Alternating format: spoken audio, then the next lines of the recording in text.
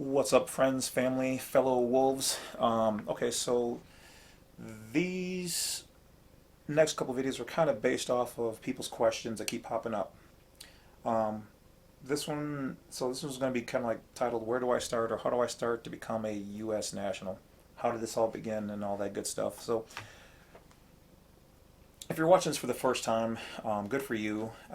You have begun the path of waking up within the Matrix. I, your host, your herald of this information, am Morpheus. No, I'm just kidding. Um, do you think that's air you're breathing now? Where to start? People are like, where do I start? Okay, I always tell them, especially when I do consultations, and all these people can vouch for me. There's really no first perfect place to start any of this process. People are like, should I do my UCC? Should I get my passport? Should I file a revocation? Should I do? Look, it's going to be different for everybody. It just depends on what you need and where you are in your life. But in the very shortest way I can say this, it starts with you and your brain, your mind. Okay, you waking up and saying, I need to research this information. What is this guy talking about? What are these other people talking about? I've never heard this before. There's only, I've got good friends who I've gotten in arguments with, and they don't even know. Like some younger and some older, and they're like, what are you talking about? I'm just a U.S. citizen or national. You sound like one of those American sovereign people, and you're crazy. La la la la. Until they start seeing that I'm living in the private, and I'm not dealing with nearly the same kind of stress levels and whatever else. Doesn't mean you still don't get bothered. You still don't get the occasional letter, from these people, but that's fine. And I send them an even stronger, more powerful letter back, and then it goes away because of jurisdiction. That's where all of this really starts. But a lot of people don't understand jurisdiction. That is the line in the sand. Which team are you on? Okay, like a lot of people think that everyone plays for the Packers and the Dallas Cowboys. Like it's just no one sees color and they're just all walking around together.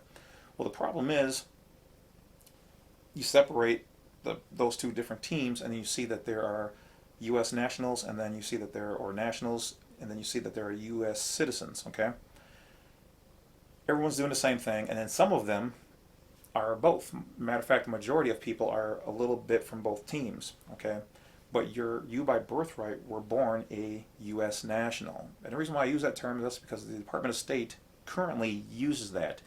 Yes, they change the terms every so often and whatever else. That's to confuse people. The word U.S. national is synonymous with national, which is also synonymous with non-resident alien, which is what the IRS uses. Now,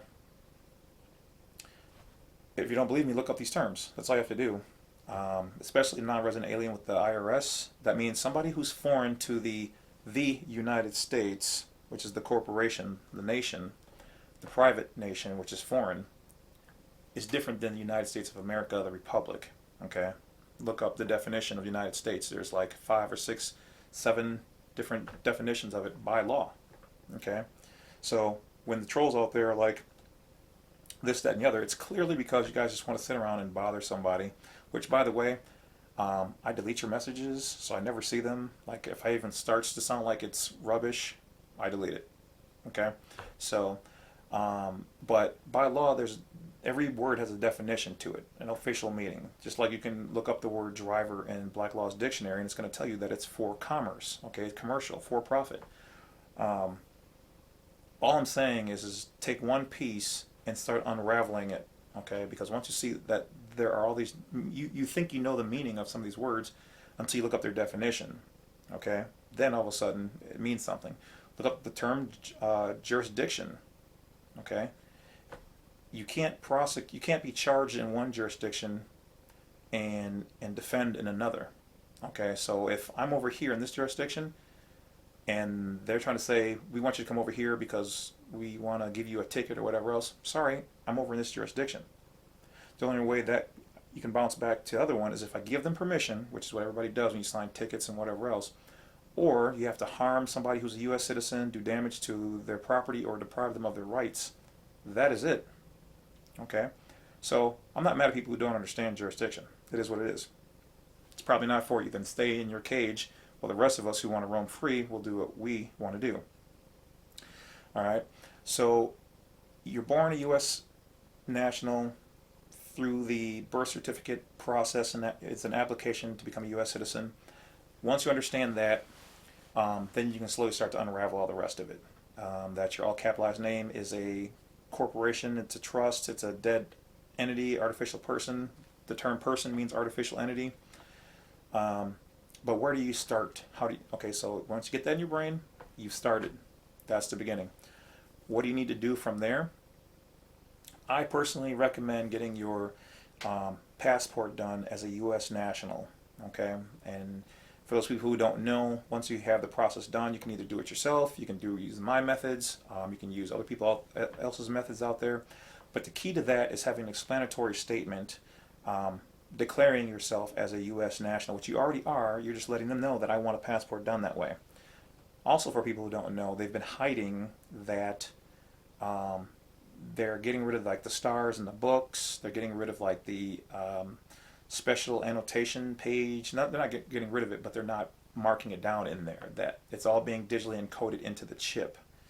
Okay, the numbers will change and things like that because it's a different status. All right, but the problem is that like people are going through the process and they're like, well, did I get it? Did I not get it?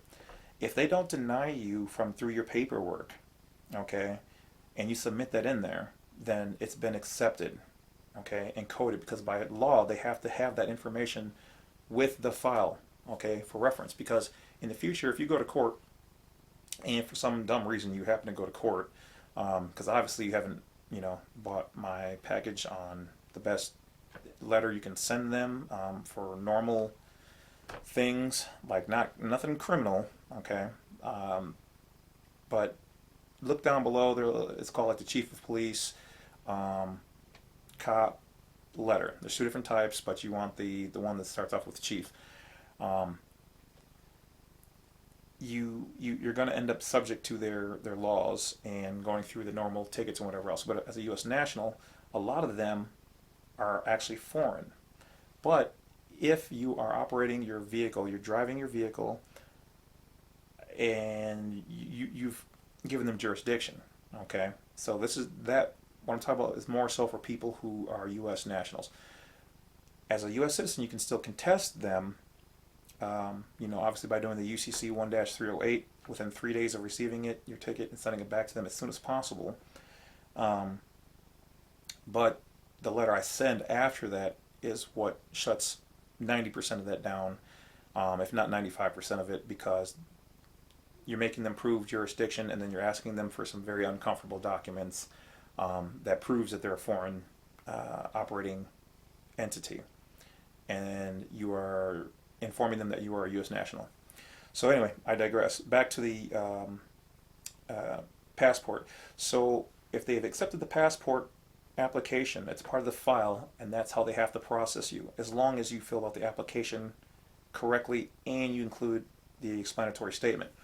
You're going to try to avoid all of their traps, and the explanatory statement supersedes a lot of the information. But if you do commonly stupid things like use zip codes, or put in all zeros for your social, things of that nature, you could be pulled into their jurisdiction. Even the all zeros thing, they can look, that could be considered fraud by them, and they can go after you. So so do your research. I've got a number of videos made on that and some of the questions. Go back through all those. Look for other, YouTube people who've also done it as well. If you want, follow the process. And that's where I would start. And the reason why is because then you have a card. Once the federal government, Department of State, which is the big boy on the block, has declared you as a U.S. national by sending you that card, whether they put it on there or not. Like I said, it's all encoded now. The card still has asterisks or stars on it, but still yet to this day, no one 100% knows what all of them typically mean. But you want at least three. Three is the middle ground. That means that you're living in both worlds as a U.S. national and a national, which is not bad. And then obviously, so 3, 4, or 5, are the better ways. But very few people get 5, and soon enough they're going to be removing those even from the card. So, but getting the card means that now you're allowed still to go into all the federal areas. You can prove yourself, your ID, anywhere you need it. Okay, people can you travel with it.